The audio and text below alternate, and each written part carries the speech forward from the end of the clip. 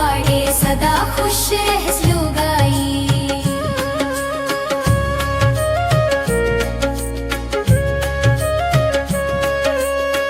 द्वारे खड़ा दुल्हा राजा,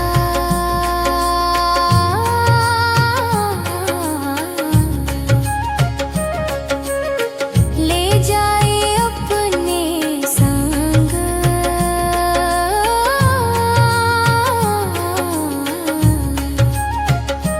सात जन्म के बंधन में अब जुड़ गई नया रंग। मैया कहे धीरे से बिटिया मत कर ऐसन रोना। ससुराल में खुश रही सहे यही बा मई के